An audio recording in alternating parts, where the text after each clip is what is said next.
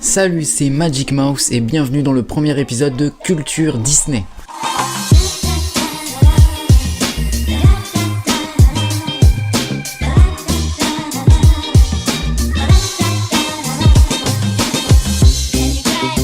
Culture Disney, c'est quoi? C'est une nouvelle série, une nouvelle émission qui vous apprendra des trucs divers et variés sur l'univers Disney. Pour ce premier épisode, j'ai décidé de fêter comme il se doit l'ouverture de Star Tour 2 à Disneyland Paris en vous racontant l'histoire qu'il y a tout autour de cette attraction mythique des parcs Disney. On est parti. Et oui, entre temps j'ai retiré ma veste.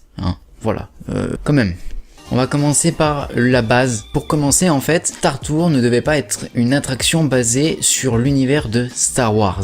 Mais elle devait être basée sur le film Le Trou Noir sorti en 1979. Mais bon, sans vous mentir, ça a été un fiasco total et donc du coup, Disney a laissé tomber. Normal quoi. Si ton film il flop, tu laisses tomber quoi, les projets qu'il y a autour, merchandising, tout ça, tu laisses tomber quoi. Mais Disney a pu réaliser un projet avec George Lucas. Ce projet c'est Captain EO, avec comme acteur principal Michael Jackson. On connaît tous Captain EO, enfin, en tout cas si vous connaissez pas, j'en parlerai dans un prochain épisode de Culture Disney. Ce film a été réalisé en 1986. L'idée de simulateur de vol sur l'univers de Star Wars a alors été proposée à George Lucas, qui approuvera l'idée évidemment. En même temps, l'idée est très bonne, je suis désolé, ça tue quoi. Tu dis, ouais bon les gars, venez, on va faire un truc, genre on sera dans l'univers de Star Wars, ça sera un simulateur de vol et tout, ça va. Ça tue quoi, ça tue. Suite à cet accord, Walt Disney Imagineering acheta 4 simulateurs de vol à l'armée américaine pour seulement 500 000 $ chacun. Un petit prix quoi, un petit prix. Genre, c'était les soldes quoi en fait. Pas vraiment en fait, mais voilà, c'est de l'ironie. Vous avez compris, j'espère. Pendant ce temps, George Lucas et ses équipes spécialistes d'effets spéciaux travaillent sur le film qui sera projeté dans le simulateur. Ils ont par ailleurs réutilisé les décors utilisés pour les films Star Wars. Le premier astroport de l'agence Star Tour ouvra donc ses portes le 9 janvier 1987 à Disneyland pour un petit budget total de 32 millions de $, c'est-à-dire 2 fois plus que la construction du parc lui-même, pour vous dire.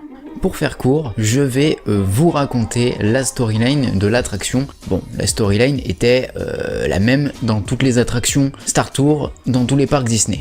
Du coup, je vous raconte qu'une seule storyline, on est d'accord. L'agence de Star Tour est située dans une galaxie lointaine, très lointaine. Cette agence vous propose de découvrir les confins de l'univers avec de magnifiques paysages. Et tout cela dans un Star Speeder 3000 piloté par les droïdes RX-24, aussi surnommé Rex. Bon, ce que j'ai oublié de noter dans ma storyline, c'est que bon, ça part en cacahuète à un certain moment, L'attraction est pas aussi calme, Vous allez pas juste vous balader tranquillement dans la galaxie. Non, ça serait trop beau. Ça serait beaucoup trop beau pour être vrai. L'attraction se situe à Disneyland à Anaheim, en Californie, au Disney Hollywood Studios à Orlando, en Floride, à Tokyo Disneyland, mais aussi à Disneyland Paris. D'ailleurs, jusqu'à l'année dernière, on était les derniers à avoir la première version de l'attraction. Et d'ailleurs aujourd'hui, là le jour où est postée la vidéo, c'est-à-dire le 25 mars, et tout simplement Star Tour 2 ouvre demain officiellement ses portes à Disneyland Paris et donc vous pourrez découvrir la version 2 de l'attraction qui vous permettra de découvrir 70 combinaisons possibles pour toujours avoir une aventure différente. Et ce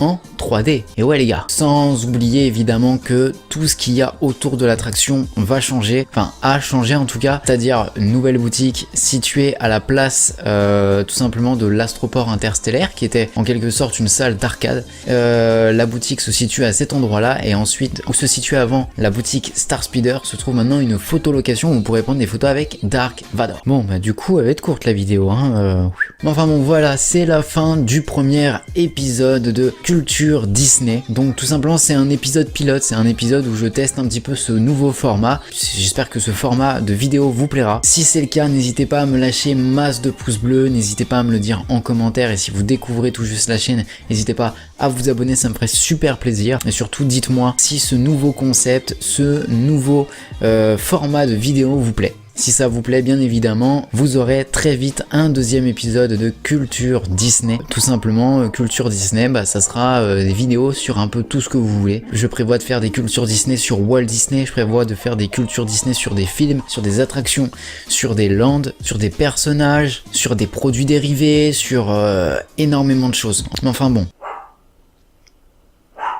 Donc tranquillement, mon chien, il fout le bol derrière, tout va bien quoi, tout va bien. Et d'ailleurs, j'y pense au passage, ma copine a ouvert son blog, je vous mets le lien dans la barre de description, je vous mets le lien, n'hésitez pas à y faire un tour, ça lui ferait hyper plaisir et ça me ferait hyper plaisir au passage parce que je travaille un petit peu aussi sur son blog, je travaille tout ce qui est design, etc. etc. N'hésitez pas à aller faire un tour, elle parle de tout, elle parle de make-up, de mode, de lifestyle, mais aussi de Disney, donc étant donné que vous êtes des fans Disney, je sais que ça pourrait éventuellement vous faire plaisir. C'était Magic Mouse pour vous servir et surtout n'oubliez pas de rester les enfants.